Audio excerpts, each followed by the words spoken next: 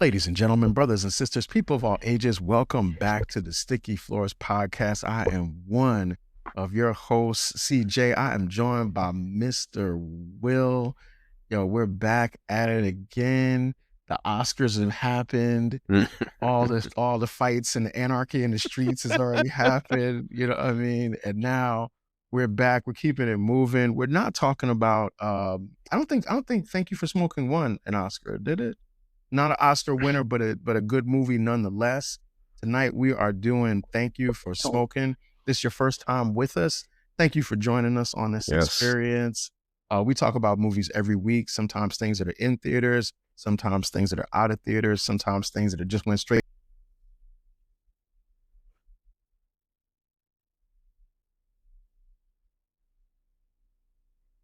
Oh, yeah. Ladies and gentlemen, brothers and sisters, people of all ages, welcome back to the Sticky Sports Podcast. I am one of your hosts, CJ. I am joined by Mr. Bello. We are back tonight once again talking about movies. This is your first time with us. Thank you for joining. We talk about things that have been in theaters. We talk about things that are in theaters right now. We talk about things that went straight to streaming. Tonight, we are talking about Thank You for Smoking. So please, hit the subscribe button so you get our drops as they come out. We're also on Threads. We're on Facebook. We're on Instagram. We're on X. So we're continuing this movie discussion anywhere people are talking about movies. As always, I'm joined by Mr. Will, the Nike Tech King. Up with you tonight, sir. How you doing? Doing great, man. How you doing? I'm doing very well, man. I know that this is one of your favorite joints. Yes. We're going to jump into it and dive in. Why don't you hit us with the summary so we can get into this? Oh, yeah. And CJ, just because we're coming off of that Oscar high, I do want to mention that this movie did receive an Independent Spirit Award for Best Screenplay back in 2007. There it is. It's kind of unknown award, but nonetheless, it did get some kind of recognition, surprisingly enough. Somebody's mama was happy. Somebody's mama was proud. So, yeah, definitely make sure you bring it. Yeah, definitely. Thank You for Smoking follows Nick Mayer, a charismatic lobbyist and chief spokesman for the tobacco industry, whose job is to defend cigarettes in the public sphere despite growing evidence of their harm.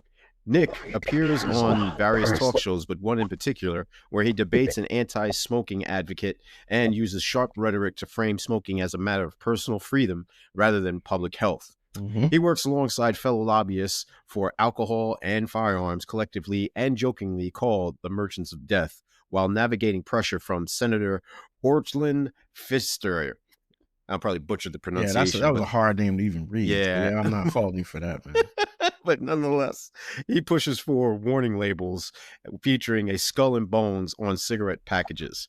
Meanwhile, Nick's work becomes complicated when an ambitious reporter tries to expose the moral contradictions of his profession.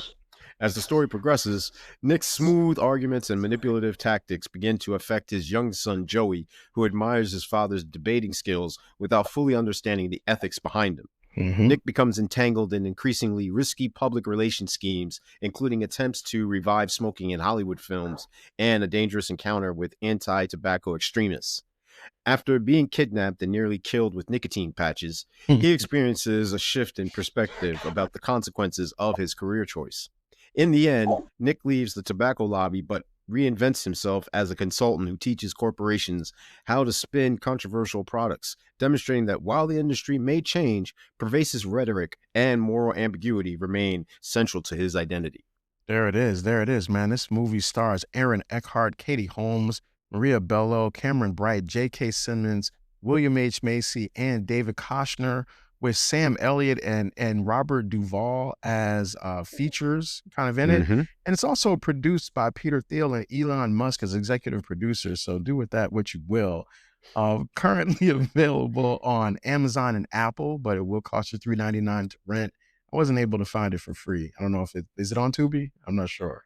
I didn't find it on Tubi. Sorry, it's not on Tubi. So yeah, you got to pay for it. Yeah. The movie is based on a book of the same name, which was written by Christopher Buckley.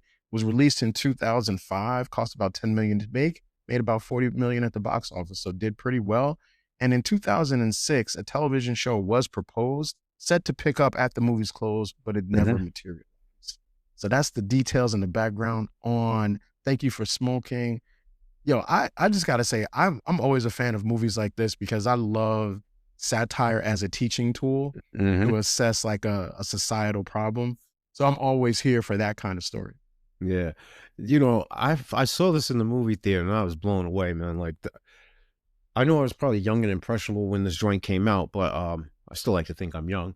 But nonetheless, I was really like captivated by Aaron Eckhart's screen presence. Yeah, Like, he's I really was good in like, this. yo, he's a leading man for real, for Mhm. real. Like, he was able to be everything and anything that you would envision with someone carrying an entire movie, Mhm. on the especially on the big screen. And what I mean by that is there is subtleties when you're doing, like, say, a TV joint versus a movie. Mhm. And within that whole hour and some change, whatever have you, I couldn't like not uh appreciate what it was that he was doing, whether it be his interaction with his son, which I really felt compelling because here's a guy who's no longer in the home, yet he still maintains the admiration, the loyalty, the respect, the care, the tenderness from his son. He's not estranged, he's not rebelling, he's not trying to look to another figure. He recognizes that his dad is his Superman, and Mhm. that really was like really tugging on my heartstrings. The Mhm. other thing too that I really found dope was, you know, even though him and his wife aren't together, excuse me, ex-wife, whatever have Mhm. you, she doesn't really badmouth him to the son. Like, she's like, he admires you, he loves you. Sure, there's some push and pull, and she has made the progression to marry again, and the guy's not A up to doctor. He's a doctor, right? he's Which not up is to funny. par though, which is funny because like Nick still is able to trade barbs with him and everything about him living in his home that he pays Mhm. for. And so I love like the subtle jabs and everything, but still, to her credit, she's like, look, this is your son. This is not his son. I'm going to give you the opportunity to do what you need to do to raise him. You can go on the trip with him. Yeah, I know you're trying to finagle me, but okay, it's whatever. Like, she really understands and knows who he is. Yet at the same token, she no longer holds it over his head as like a guilt, or weaponize it. And then the other thing too is like Nick is very self aware of who he is and what he's about and what he's doing, whether it be professionally or personally. And I think that type of candidness really drives home his point as a brilliant orator.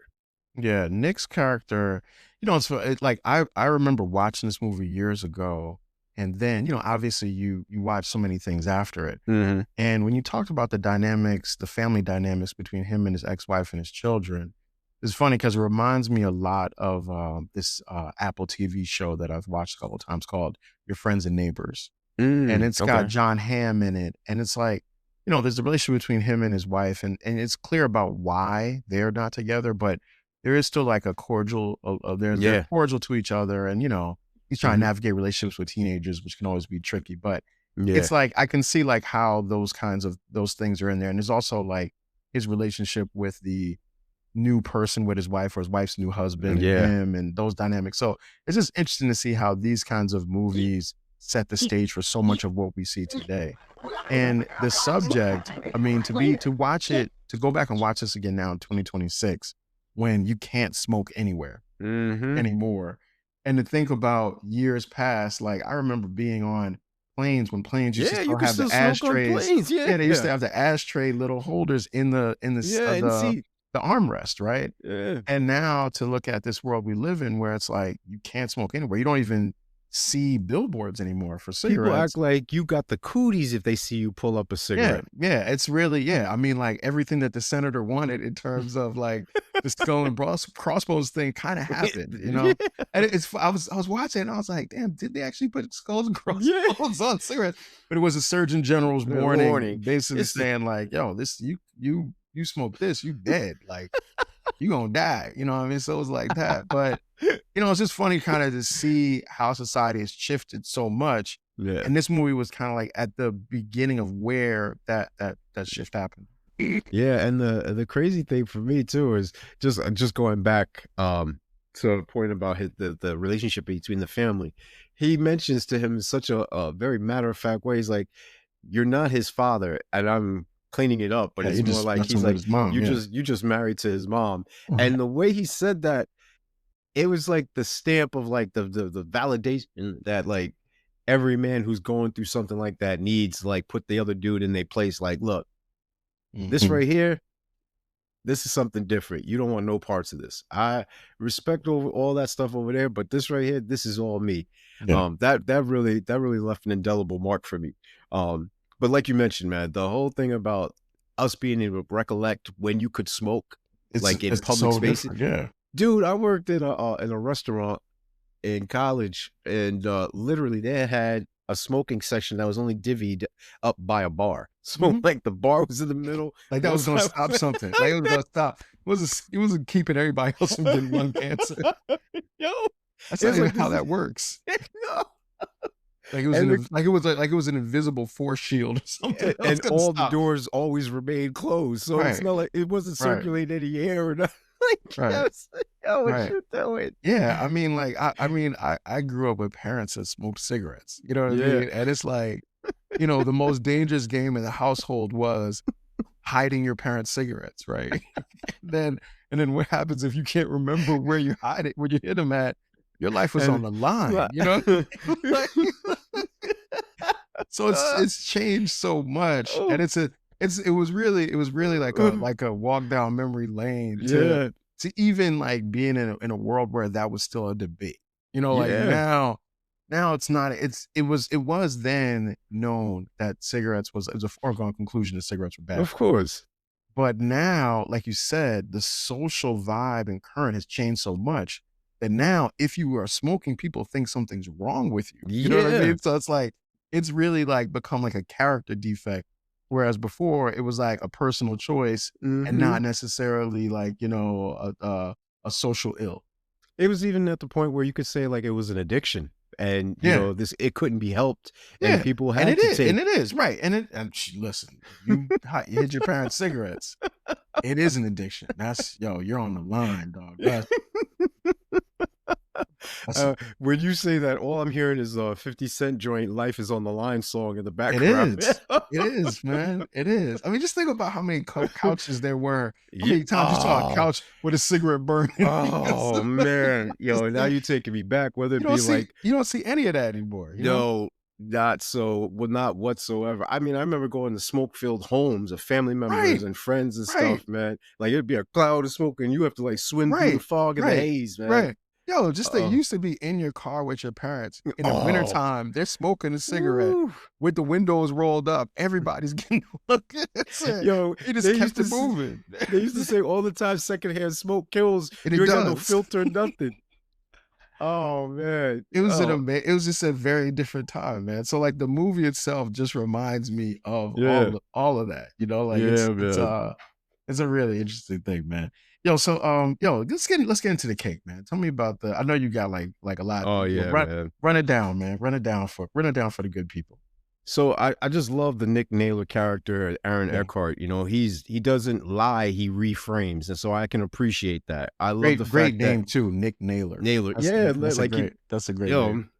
yo, everything about him serves a purpose. So Mhm. whether it be the packaging of Aaron Eckhart being a blonde-haired, blue-eyed white man, Mhm. pumping poison and advocating like, no, this is a personal decision, not Yeah. noting that there's addictive properties in it is so skillful. The fact that like he's part of a clique called the Merchants of Death, man. Crazy. And one of the hardest in there is a white female who who's like champion, like, nah, what I got going over here, this is the hardest. Meanwhile, you got the dude from the office talking about, nah, I keep guns on me, and Right. this is the hard. Like all of this is tongue in cheek, of course, and I'm Yeah. not advocating or anything like that for these things. But the way, like you mentioned, that satire is used is also a thing that I really appreciate in here. The plot, the dialogue, we already commented on the satire and the humor and the memorable jokes. Um, the themes that they talk about, I touched upon earlier, but also, just the subtleties of product placement and how key and vital that is. Oh, CJ absolutely. mentioned, No CJ doubt. mentioned that there's no more billboards. Literally, they're talking about the Marlboro Man in this movie. And we, as a kid, man, you'd see the Marlboro Man everywhere. I mean, people didn't even smoke Marlboros. Most people I knew smoked Newport, Right. but you would find the Marlboro Man Right. everywhere. I Right. mean, it was so permanent, like such a permanent staple in most places that I went and ventured to. You'd think that the Marlboro Man lived in their town. And Right. then, of course, the social commentary, um, you know, taking accountability, understanding the dynamic of what family means, and your community and loyalty, and how you can be blinded by greed, and just all of the things that encompass being a human or a humanitarian, someone of the world, and not just thinking that you're an island, man. Yeah. All good points. I mean, and the cast, I mean, just the names that we mentioned before, Yeah. these are like really, I mean, anytime where you have a film with Robert Duvall, rest in peace, Rest in power. Yeah. who is not even really a big player. You know what I mean? He's Mm-hmm. just like he's like, coming off like I'd say coming off the bench. Him Mm-hmm. and Sam Elliott, Oh, Sam is great in this, you man. remember them, right? And Mm-hmm. that's against like, you still got J.K. Simmons, William H. Macy. And to your point, throughout all that, Aaron Eckhart's character doesn't get lost. No. He's electric in the thing. And I was watching it and I was thinking like, hey, how come I didn't see this dude in more things? Because like Mm-hmm. I kept Mm-hmm. thinking like this and The Dark Knight. Yep. That's Yep. what I kept thinking. And I know that there's more things, but he seems like he was the prototypical Hollywood male Mm-hmm. actor. And, he definitely holds it down in this. I love the lessons that the movie is teaching about how debates happen Mm-hmm. and how to win a debate by shifting the goalposts on what is being debated. And My goal is not to beat you, it's to get all of them. When he tells his right. son that, I mean, it's textbook. yeah. And I challenge you to watch any news show, any debate show today on television and not see that play out, that same Mm. dynamic play out all the time. So in that sense, it's very instructional. And then, like you said, like the satirical approach to it, I always think that works, whether that's The Big Yeah. Short or Bamboozled. Like the satire just allows you to be able to do things and stretch the boundaries of what's like acceptable in a way that still gets the point across with characters and people that you kind of think could still exist in the real world. You know what I mean? Like the Merchants of Death, I could imagine people sitting in getting together every week and eating Yeah. steak and, trying to compare notes on whose Mhm. product is the most dangerous. I could see that, right?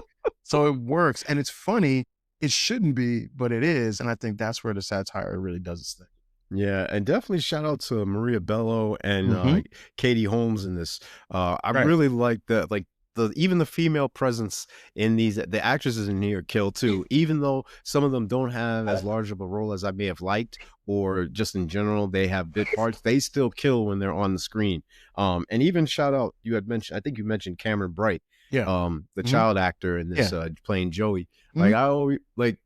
It's funny when you see these kids grow up and become adults, and you still look at them as like that kid. So I definitely wanted to give some shine to him, by recognizing his talents as a kid, like we Mm-hmm. mentioned in last week's show, in which you got Nelson carrying the role for Sean Nelson, Fresh. yeah, Fresh. Yeah. So I definitely want to give respect to the child actors in this joint, because a lot of these kids, man, they have a very hard role when trying to essentially compete with these adults who have mastered their craft for decades. And here Yeah. they come in and just slaying it. Yeah. Yep. Absolutely. Absolutely. Okay. So let's get into the hate, man. So I don't think you have anything for this No, joint, right? sir, I So do it's not. me rock with. Okay, cool. All right. So quick and to the point. So a couple things. So I loved the Nick Naylor character. I wish that someone had pressed Nick about or proposed the idea of whether or not Nick is actually a good person. Like Mm, like Nick is he's a deft I want to say like debater, right? hmm A super sharp person. But underneath it all, it reminds me of this question that I remember one of my friends asked years ago. I remember this was a college debate about whether a genius can be an evil person. Oh And yeah. and the idea of can those two things go at the same time?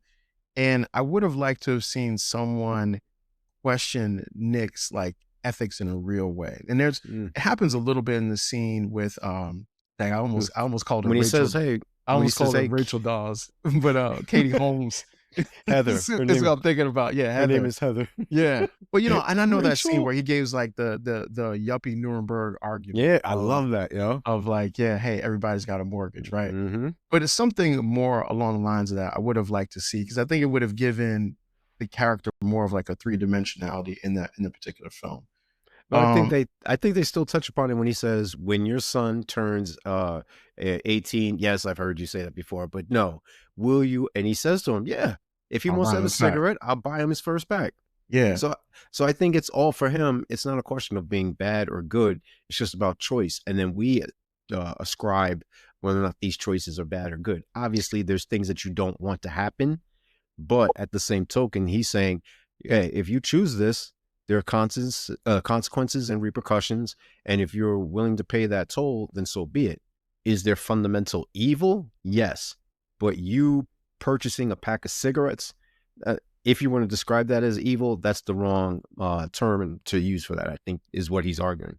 Yes, but no one makes him say that. No one forces his character to do that. You know what I'm saying? So that's that part. Nick's kidnapping, I just don't like that was never resolved. Like, he gets kidnapped. The cigarette guys put all the patches on him, and they're like, well, we pass it on to the local authorities, which is like, it's never gonna get solved. I think they just look at it like, yo, you got your comeuppance. Yeah, but there felt like that was something that needed to be resolved. And it made me go back and like read notes on the book to understand that in the book, that's a much bigger plot element, and it's actually explained a lot more detail. And I have to go back and remind myself that I'm watching a movie that's based on a book, and sometimes that means that the book goes into more detail. Which brings us to my next thing. So Nick, the Nick Naylor character, the way that he's set up, he would never tell Heather all those details. Oh, of course not. About his life. That's absolutely not going to happen, right? So that's another thing that made me kind of go back and say, okay, how does this play out in the book? In the book, their relationship is over a much longer period of time. And so it seems like that would be why. That's plausible. Yeah, because in the way the movie shows it, it's almost like it's a purely sexual kind of thing. Yeah. And it just doesn't make sense that somebody who's so careful about his words would dime not only himself out, but his company, his friends. Yeah. He's not doing that stuff. So those are the things I didn't like. I dig it, man. All right, so let's get into the questions, sir. All right, cool. So I got 3 questions for you. Question number 1. Would you characterize moral flexibility as an indicator of the ability to think freely, a lack of character, or something else? And this is all about the Nick Naylor character right here. I think things are nuanced, but just to go with your choices, I think it's something else and those things. Okay. So, for example, I hope I'm not offending anyone out there in the audience, but, we have police officers, we have soldiers who, unfortunately or fortunately, depending on your view, kill other individuals, other combatants. And we know that murder is wrong, but in self-defense, these things are necessary. If someone comes into your home and it's either you or your family, you're going to pick you and your family versus the intruder. You would not blame someone if they were starving and they stole something to eat. So this is the reason why certain charges have various degrees: manslaughter, first-degree murder, second-degree murder, so on and so forth. So I think with respect to Nick, I think he falls under that umbrella. I think that this movie falls under that umbrella where it highlights the importance of choice and free will if you are a religious person, particularly of the Christianity, Islamic, and Judeo faith. There it is. I like the comparison too between the soldiers and the police officers and the regular person. Yeah. Yeah, it's a good question. All right, next one. And we kind of talked about this a little bit, so maybe we already gave the answer, but to what extent did this movie have an impact on national policy regarding smoking in public places? It's funny, man. I don't know if this movie per se did it, but it's very interesting that it highlights all the things that have come into fruition since 2007. Absolutely, yeah. So, I always say movies tell on themselves, like the director, the screenplay, all that stuff. So I'm inclined to, but I don't want to sound presumptuous and say this was the movie that did it. You know what I mean? Yeah. So this wasn't to the tipping point. Yeah. I could see that. All right. Next question and my final one. All right. So if this movie were made in 2026, instead of cigarettes, what would be the focus? Oh, come on, man. Some form of AI in the machines, man. Like, like we That's what talk it would about, be. The artificial intelligence. we Right, like yeah, what's in our group chat every day. yeah, we, Every day, right. Yeah. we talk Yeah. about this all the time, man. Like Yeah. I just think that the big brother, like, look, man, you and I, we've created something that I hold very near and dear, and we utilize all these various platforms. Mhm. But these platforms are tracking mechanisms. They're means by which to surveil. Oh, God. Yeah. Like you putting all your personal information there. Right. It, Right. Right. like, Willingly, yeah, right? Without like, without subpoena. Right. You and just do it. and and they've even changed some of the stipulations on there. Look at TikTok, where you've Mm. had individuals who've had like thousands and millions of subscribers, and they're like, "No, I'm not going back on here because they can take my likeness, my voice, I they know. can put it on anything for perpetuity, the I magic know. word, and you can't do anything about it." Yeah. It's funny, right? Like every I think every month I see like somebody post that message on Facebook that says Facebook cannot take my data and all that kind Yeah, of like everybody has to do that. And they'd be like, sure, whatever. And yeah, yeah. you Okay. keep posting them pictures though. Keep telling us where you are, where you Yeah. eat, who you hang out with, when your birthday is, when your friend's birthday is. Yeah. Dude, we had no When was the idea. last time you were in the hospital? Yeah, please Yep. keep telling us that. Yeah. Oh man, we've got friends who deliberately don't have accounts. You know Yeah. what I mean? They have no social media presence, man. Yeah. Like, and I'm sometimes I'm like, man, I wish I was still part of that group. Like, You know, the thing is that, okay, that's great, but if everybody you know has it, they just tag you and stuff anyway. They still got you anyway. Like your friends are diming you out. It doesn't matter. yeah, this is true. They just take This is pictures of you true. and post it. I've done it. Like I know, like, hey, I've put you on You've I've put done you it. on blast. Right. I've turned you over, man. Turned you in. I put you on Give me my blast. 30 pieces of silver. I did it. I did it here. I got Yeah. you. So 30 pieces. So that's where that goes, man. That's a good point. That's a good point. Yeah, that's a good answer for that one. What you got for me on the questions? Oh, I love it. Okay, sir. What message does the film communicate about persuasion, rhetoric, and the power of argument in shaping public opinion? Man, this is a master class, man. Mm. What Nick breaks down for his son, particularly Oh, that when they're like at the I think it's like an amusement park or something, yep. They're and on the he's breaking boardwalk. down like how to win debates and Mm-hmm. how if I can prove that you're wrong on this thing, I've invalidated everything you've said before.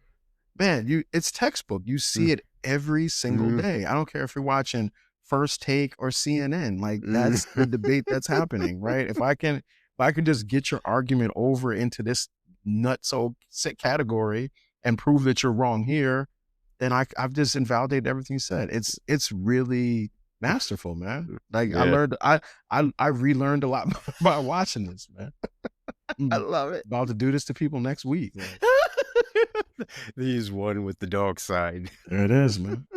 There it By is. the end of the film, Nick leaves Big Tobacco but continues working for controversial clients as Yeah. a consultant. What does this outcome suggest about the film's perspective on morality, capitalism, and persuasion? Yo, defending the guilty or defending the presumed guilty is very lucrative. Mm, That's basically what it's telling you. You know, yeah. like Nick's character, he starts his own firm at the end, which makes Hmm. sense because he's out of because the cigarette joint collapses Yeah, at the end of the film, which it did in real life. But this is true. for someone like him who's not, disrupted by the idea of who I'm representing, which is what a lot of lawyers do. They have to believe Mm, that their clients are at least potentially innocent,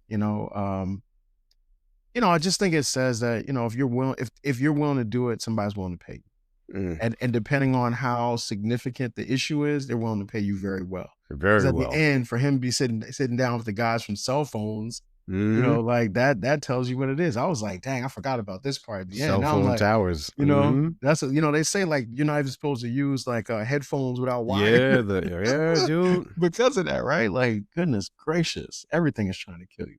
Everything, food, your cell phone, you name it. Right, Everything right. is a dangerous weapon. 6 million ways to die. Choose one. Right. All right. My last question is, do you think the film encourages viewers to admire Nick's rhetorical skill? question his morality, or both?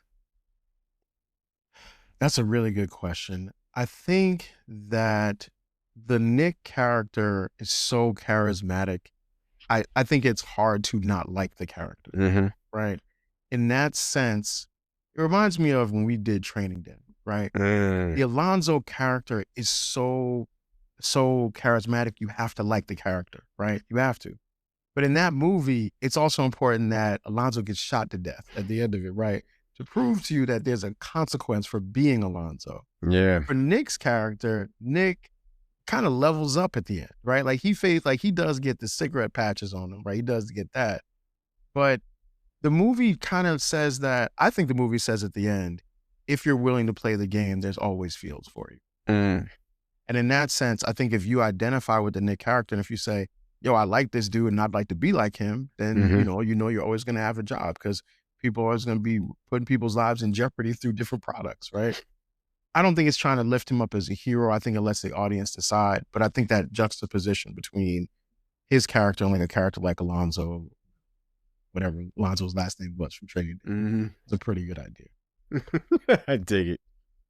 All right, let's get to the popcorn, man. Let's get into the popcorn. All right. You know what, man? I'm gonna tell you, I started with 3 with this, man, but listening this conversation and thinking about the ideas and particularly thinking about what can be learned from the debates, I'm bumping this up to 4.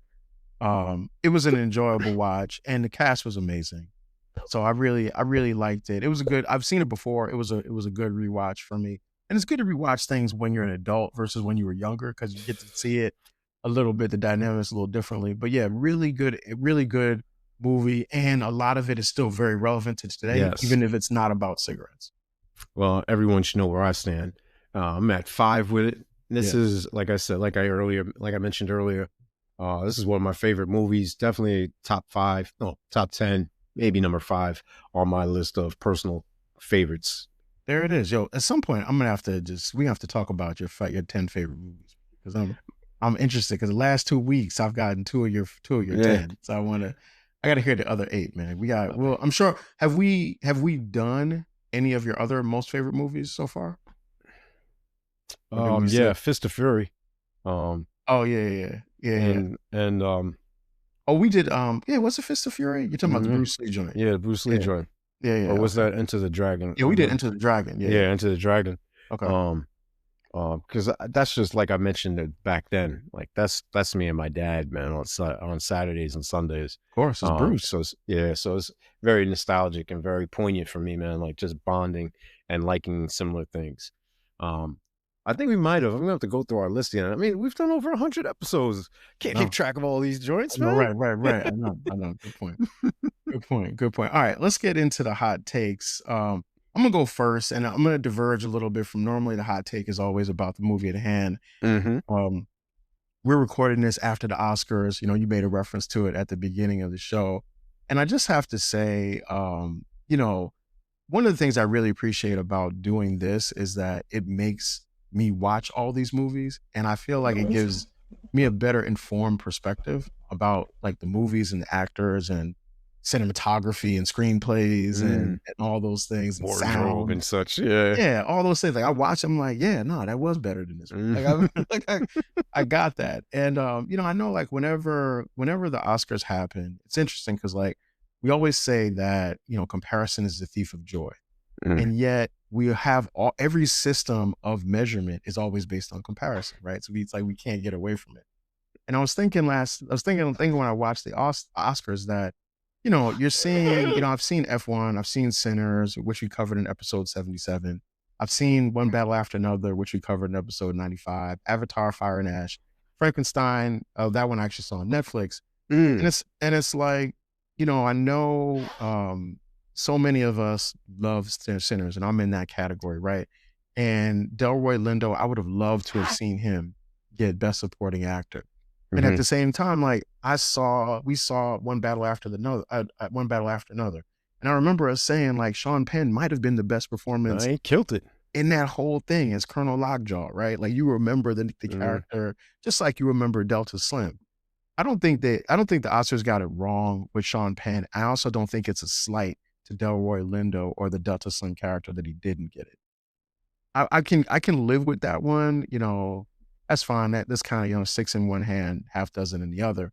But when I think about like the best picture award, I just think about, as good as One Battle After Another is, I think the fact that it was based on a book, the fact that it had the, star marketing of being able to have Leonardo DiCaprio or Benicio del Toro as a part of the project. No slight to the Sinners cast, but like those are, these are like some of the staples of Hollywood and staples of the Oscars. But from what Sinners achieved as a movie, for its ability to be as significant as it was, by the way, as a horror movie in 2025, for the way that millions of people saw it and millions of people were exposed to so many important aspects of Black culture and of Black characterization of that time, and the things that were learned not only about the blues, but also about hoodoo. I just feel like that movie really deserved to win Best Picture. And so, it's not a slight to One Battle After Another. It would have been great. Maybe this was the time when they should have had the tie, because they had a tie earlier in the show. Maybe that's where the tie should have happened. It's a shame that, the only way we can judge things is by a comparison to the other, because they're both really good films. I just thought Sinners was a little bit better. That's my hot take. Kicking it over to you, Mr. Will, to conclude my hot take on Thank You for Smoking. No, I can appreciate that, man. Just to piggyback off of something you said, which is both movies were great. They were absolutely. We did them both. Like, yeah, we 5-boxed both of them. But I would like you give the edge to Sinners, just for some of the things that you mentioned, but also CJ was kind enough to bring to my attention something that had been floating in my head, which was Michael B. Jordan having to play two roles, thus just furthering the old adage that Black people have to work twice as hard in order to get the same recognition. Funny thing, right? Funny joint, but kind of played out that way. Yeah, truth, the Lord, is it life imitating art, art imitating life, truth to a joke? All the time. Yeah. So with that being said, I really love this movie because it exposes the deeper cultural truth, which is society often prefers blaming corporations rather than confronting individual responsibility for harmful choices like smoking. Yep. I roll with a good group of men who always are at the forefront of advocating for personal responsibility. They help to keep me in line, keep me in check. And this movie furthers that narrative of, hey, if you do X, Y, and Z, then you can't be surprised that the repercussions for those said actions are going to be 1, 2, and 3. And I think that all of these choices and decisions are reflective in Nick, like CJ mentioned earlier, becoming a better man for it. So yes, he was a former smoker. He no longer smokes, yet he advocates for smoking. And they even mentioned that him having the patches is what saved his life. And if he didn't have smoking is sit in his system, and if he didn't build up that tolerance, ironically enough, that was crazy. It was a bit of fatality. Dynamic. Yeah, that's which is so great. Exactly. The very thing that they tell you is harmful is the thing that saved you. And that is the paradox of life. The thing that is your weapon or your strength is oftentimes your fallacies or your faulty defect or whatever have you. And the thing too about this movie that I'd be remiss if I didn't mention is that the movie subtly argues that rhetoric skill often matters more than the truth in modern public discourse. You know how they say that, the court of public opinion, and, oftentimes these individuals who go on trial say, no, it's important that I testify because I need the public to hear from me that I'm not guilty, because again, the public will say, well, if you didn't do it, why didn't you go and say you didn't do it? And oftentimes they're not looking at it as if, my life is on the line. They're just saying, look, you got to satisfy me. And it's, and unfortunately, you could trip yourself up into having those 12 jurors say, hey, you know what? That doesn't really sound plausible. It may be the truth, but it's not plausible. And this movie reiterates that point, where it talks about, because his position is morally stronger, then that's what gives more credence. And as CJ alluded before and outright mentioned, if I could trip you up or say that this one point you argued is crazy, then we're going to dismiss everything. Kind of like, hey, killing the messenger because the presentation wasn't dope, or because which happens all the time. Oh, of course. And Mm. and we missed the message because we didn't like the presenter. And to me, I'm guilty of it, of course, because I'm not flawless. But at the same token, shame on us. Shame on us for not adhering to wanting to give people the benefit of the doubt. Everyone wants a second chances. Most people, most countries, mostly everything in this planet is built upon a second chance because we didn't get it right the first time. And I would just like to conclude by saying this. By exaggerating these patterns through satire, the film reveals how persuasion, image, and storytelling frequently shape reality more than facts themselves. There it is. There it is, man. So, that's our review of Thank You for Smoking, man. Hopefully you've enjoyed that. Hopefully you've been enlightened by it. Like I said, a lot of stuff that's in there, man, is on your television right now. Mm-hmm. Tune in to any debate show. You'll see all these tools and tactics of Nick Naylor at work. Next week we will be back with the Thomas Crown affair. So we're slowly moving back to like the modern days. Like we'll be back in the theaters at some point. Steady wins the race. Yeah, that's what they say. Once again, the Sticky Force podcast is available wherever you get your podcasts. We are on Apple Podcasts, we're on Spotify Podcasts, we're on YouTube, where we want you to like, subscribe, and share. We're also on X, we're on Threads, we're on Instagram, we're on Facebook. So if you want to continue the conversation with us,